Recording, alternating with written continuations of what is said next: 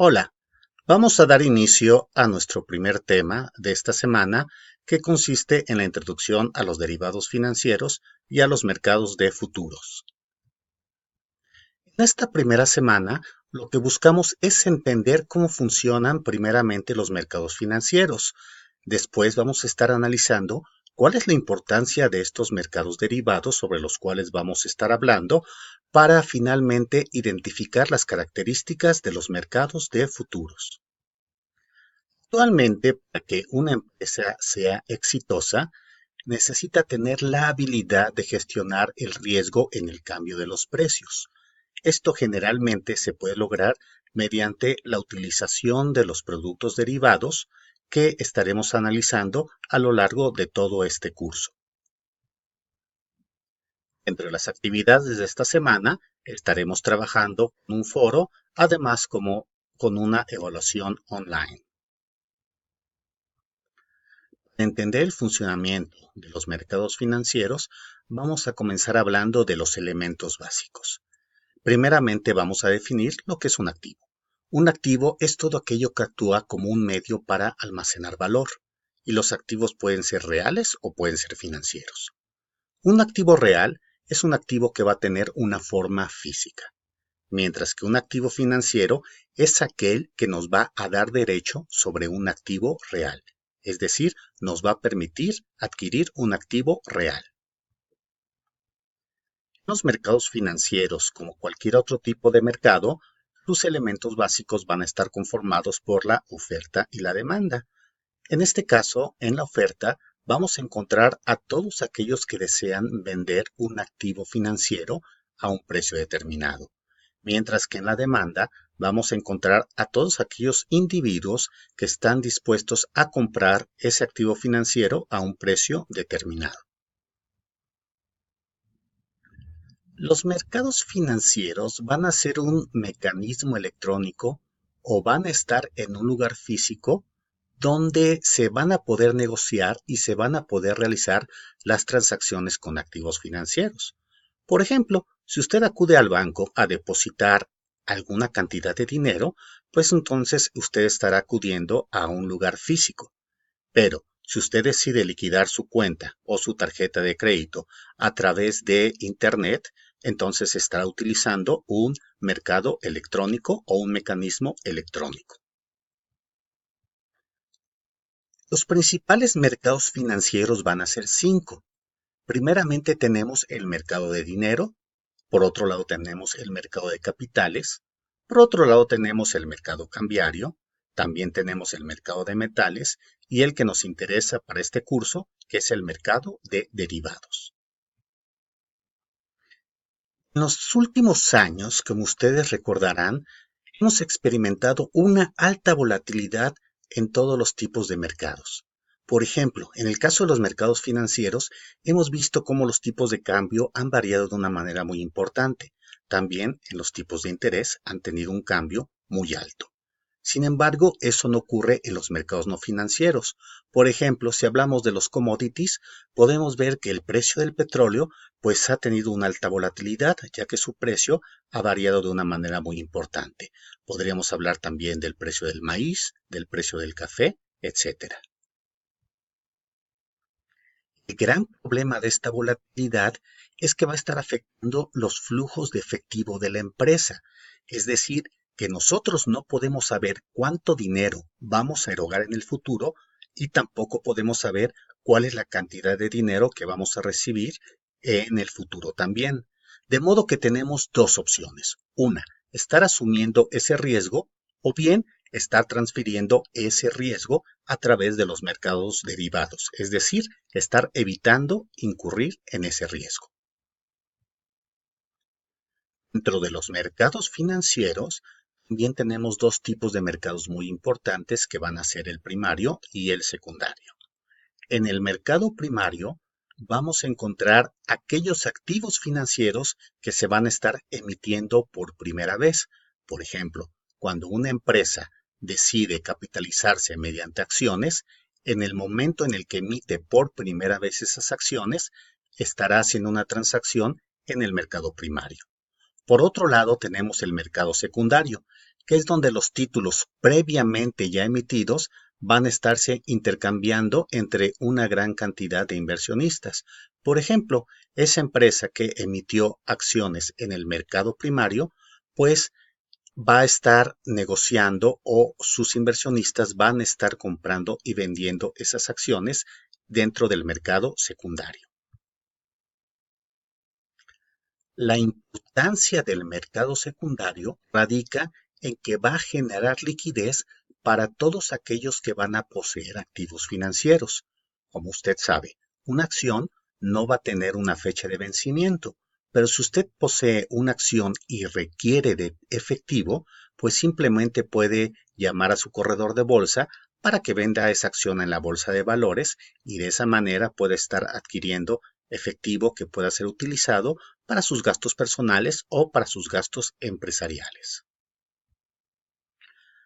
Los mercados derivados también vamos a estar comprando y vendiendo activos financieros, pero estos activos financieros van a determinar su valor a través de un activo subyacente, es decir, que van a valer prácticamente lo que valga su activo subyacente. Por ejemplo, podemos tener activos subyacentes financieros, como pueden ser las acciones, como pueden ser los índices accionarios, como pueden ser los billetes, como pueden ser los tipos de cambio, etcétera. Pero también podemos tener activos subyacentes no financieros, como puede ser el petróleo, como puede ser el maíz, como puede ser el café, etcétera.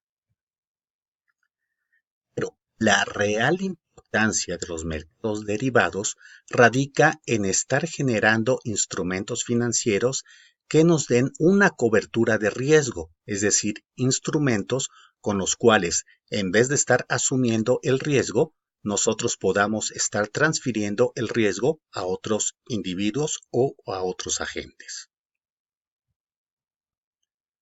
Los instrumentos derivados más comúnmente utilizados son los futuros y las opciones, los cuales cotizan en los mercados bursátiles, es decir, que van a estar cotizando en una bolsa de derivados. También entre los más utilizados tenemos los forwards, los warrants y los swaps. Estos no cotizan en bolsa, sino que van a estar cotizando de una manera extra bursátil, es decir, a través de otro intermediario financiero. Los contratos de futuros cotizan en una bolsa de derivados. El tamaño de los contratos es un tamaño ya previamente estandarizado. Además, las fechas de entrega al vencimiento pues también ya han sido previamente autorizadas por la bolsa. Estos contratos van a contar con una cámara de compensación que va a facilitar las transacciones. Además, las ganancias y las pérdidas de los contratos se van a estar liquidando de una manera diaria. Es muy importante determinar cuáles son las posiciones que va a tomar cada uno de los participantes. Un participante va a tomar una posición larga cuando va a acordar comprar un activo en una fecha específica y a un precio determinado. Obviamente, si el precio futuro va a estar aumentando, entonces este participante tendría una ganancia.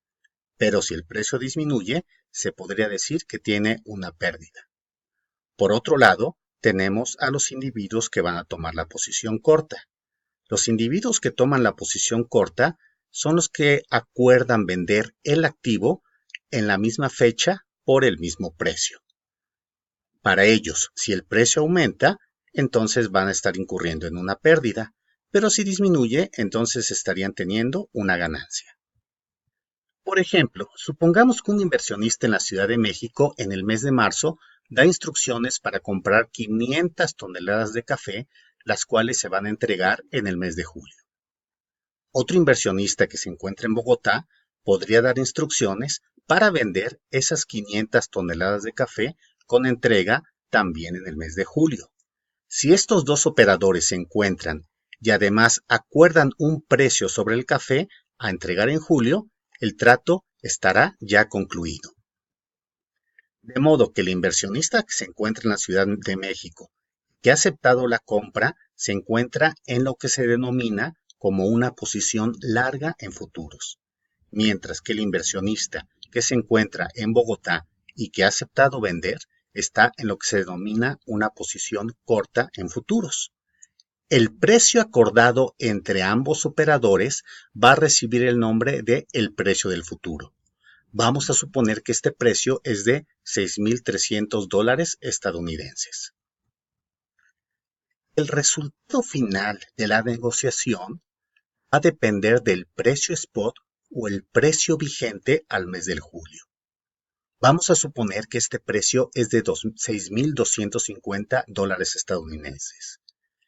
Entonces, el inversionista que se encuentra en la Ciudad de México va a tener que pagar $6,300 por tonelada, teniendo entonces una pérdida de $50 por tonelada. Por el contrario, el inversionista que se encuentra en Bogotá va a recibir $6,300 por tonelada, teniendo entonces una ganancia de $50 por cada tonelada. Pero vamos a suponer ahora, para la fecha de vencimiento, el precio del café es de $6,320. ¿Qué va a ocurrir? El inversionista de Ciudad de México va a pagar $6,300 por tonelada, de modo que va a tener una ganancia de $20 por tonelada. Sin embargo, el inversionista que se encuentra en Bogotá recibirá $6,300 por tonelada, teniendo de este modo una pérdida de $20 por tonelada. A fin de cuentas, la ganancia o pérdida final puede variar dependiendo de la forma en la que los intermediarios financieros realicen el cobro de las comisiones y de las leyes fiscales vigentes en cada una de las naciones. Como conclusión, a fin de cuentas, todo negocio va a estar expuesto a una serie de riesgos. Lo importante es identificar ese tipo de riesgos para poder encontrar la manera en la cual esos riesgos puedan ser evitados. Una manera en la que podemos evitar estos riesgos es a través de los derivados financieros. Y un primer instrumento derivado con el cual podemos evitar este riesgo es precisamente mediante la utilización de los futuros. En la siguiente semana vamos a estar analizando otro tipo de derivados que se conocen con el nombre de forwards. Además, vamos a profundizar en la operatividad de los futuros. Es muy importante que realicen las lecturas que se han indicado. Además, que su participación en el foro esté de acuerdo a las instrucciones que se les han dado. Ha sido un placer estar con ustedes. Seguimos en contacto y nos vemos la siguiente semana.